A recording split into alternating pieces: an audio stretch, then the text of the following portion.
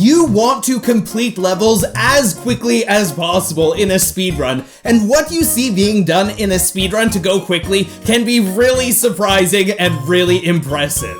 The most important trick in Super Mario 3D World Bowser's Fury speedrunning has to be vectoring and crouch boosting, and today you'll see why they are so important. You'll see them used in a custom race level that I made specifically for this video, so you can see how fast you can go with these strategies. And to see if this speedrunning trick is really effective, we'll see if anything is faster than Luigi's Super Cannon, which is normally illegal in speedruns, but I've added it to this video just as a fun comparison. You might know that Toad is normally the fastest character. I made this level here so that we could put different characters and speedrun strategies head to head to see what is the best. It's a very simple level. It's just a very long path where you run straight to the right. There are some coins as you go along, and there's a goal pole at the very end, which marks the end of each race. So here's how long it takes each character to complete the level by just running straight to the end without using any speedrun strategies. As a baseline, just running straight to the side for the whole level without using any tricks,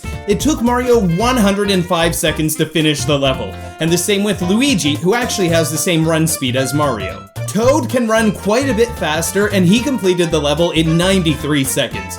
Peach, who shares the lowest speed with Rosalina, took 122 seconds to finish, making her the slowest. The first trick we're going to look at is called vectoring. Essentially, when you move at about a 45-degree angle from what you're facing, you build up speed. So you want to do jumps, then rotate your joystick so that you're always moving at an angle to where you're facing instead of just going straight. I used Luigi here, and this vectoring was far from perfect, but I was still able to complete the level in 70 seconds. So you can see that even mediocre vectoring as Luigi is faster than running straight as Toad. It's obviously a lot more difficult to do vectoring in an actual level than in a level that's just a straight path like this, but you can see how much faster it is to do vectoring than normal running. You might be wondering if it's just the jumping that makes you go faster, because it looks like you get a little boost when you land after jumping.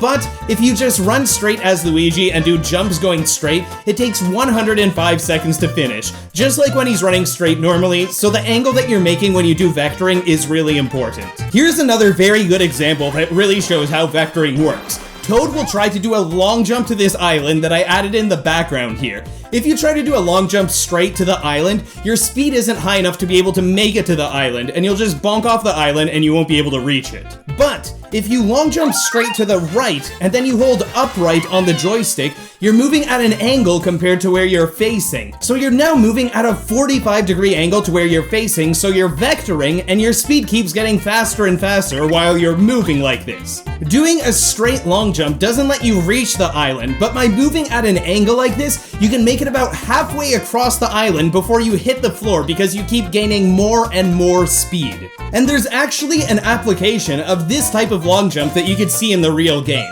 At Trick Trap Tower, if you do a normal long jump from here, and you do a long jump at an angle and then move at an angle from what you're facing, the angled long jump takes you farther because you gain more speed while you're moving like this. The next speedrunning trick is maybe even more impressive, and just like vectoring, this can be done anywhere in the game, but having a long straight path like this makes it easier to show. And both of these tricks can be combined. So our second trick is crouch boosting. What you'll want to do is repeatedly crouch, immediately uncrouch, and jump. And you'll want to do this as soon as you hit the floor, spending as little time on the floor as possible. If you hold the crouch button for too long and you jump, then you'll do a long jump, and if you press the crouch button too early, then you'll do a ground pound because you're still in the air.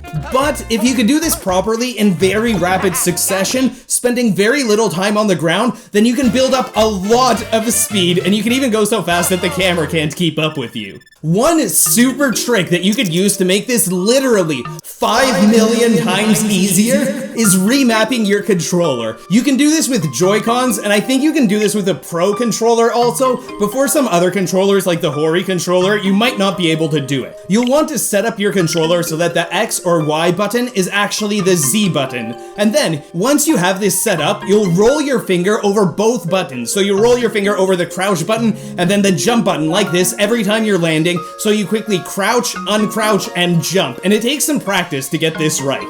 But with some some not bad crouch boosting here, I was able to complete the level with Luigi in 50 seconds, which is a lot faster than Toad sprinting, and we're playing as Luigi here. There was a part near the middle of this attempt where I accidentally did a ground pound, which resets your speed, but it was still overall pretty good. This crouch boosting trick might make you think of the ice glitch in Super Mario 3D World, where if you crouch repeatedly while you're on ice, you gain a lot of speed. And this is something that's actually used in speedruns of Bowser's Fury, where you build up crazy speed in front of Crisp Climb Castle by crouching a lot, and then you float on over across Lake Lapcat onto a ship. And here's a clip of my friend Fir using this in a Bowser's Fury speedrun. There are so many cool speedrunning tricks in this game, and I definitely recommend checking out a good speedrun of this game if you haven't seen one yet.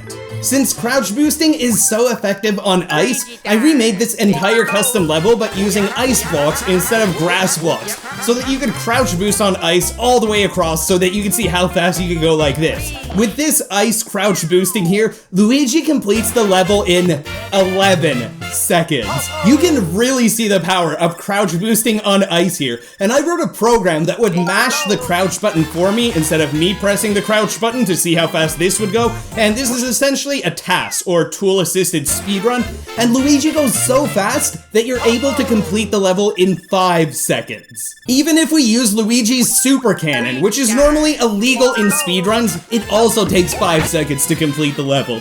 So it's a bit crazy how fast some speedrun strategies are, like vectoring or crouch boosting, even if you don't do them perfectly. And what's even more impressive is how fast you can go if you combine them, and what it's like to use these in an actual level. Cool. This here is the Super Bell Hill world record by speedrunner LuigiMaster, and this movement is mind-blowing to me. The precision required for every little movement and step here is crazy, and any little mistake means that you lose time and you might have to restart. And if you want to download this level yourself to practice vectoring and crouch boosting, there will be information in the video description, but if you don't have a modded Switch, then a great place to practice this in the normal game is in the level Sprawling Savannah, because it's a nice big open area that's great for practicing that. A big thank you to Just a Cupcake, who originally created the grass and ice blocks that I used in making this level. That definitely made making this level easier. And a big thank you to Fir and LuigiMaster, who are both incredible speedrunners, and they were okay with me using some clips from them to show as great examples of speedrunning this game in action. Go check them out if you'd like to see some amazing speedruns of this game. And if you enjoyed this, you might enjoy some of my other videos. I am wishing all of you an amazing day ahead of you. Thank you so much for watching, and take care, everybody.